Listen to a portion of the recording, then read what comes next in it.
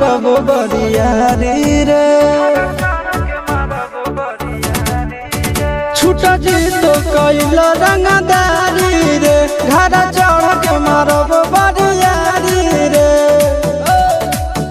तोरा बापू के न तोरा दादा के चिन्हबहु बेटा सब गोली मारबौ तैगो गिनबौ तोरा बापू के न तोरा दादा के चिन्हबहु बेटा सब गोली मारबौ तैगो गिनबौ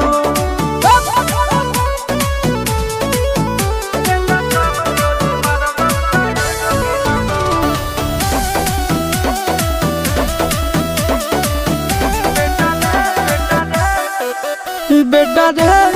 काटा से ठोक देबौ चिमनी के भाटा में झोंक देबौ देखबौ कवन बाप बचैतौ तोरा प्रशासन के गाड़ी भी रोक देबौ बेटा जी सुनो बेटा रे काटा से ठोक देबौ चिमनी के भाटा में झोंक देबौ देखबौ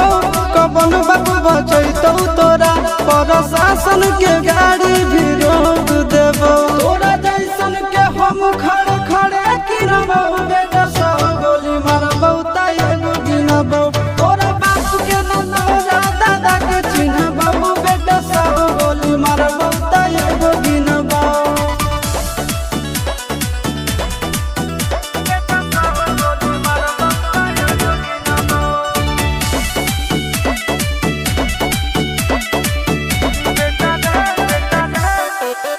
बेटा रे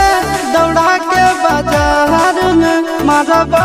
गोली तोर कपार में रंगदारी जे करभी बिहार में गड़ देबौ गंगा जी किनार में इतना मार पड़तो ना बेटा बेटा रे दौड़ा के बाजार में मारबौ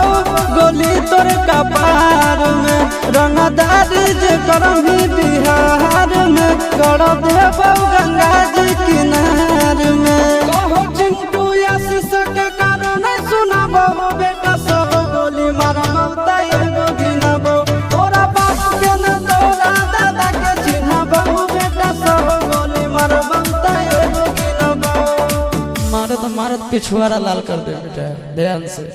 बाप इधर है।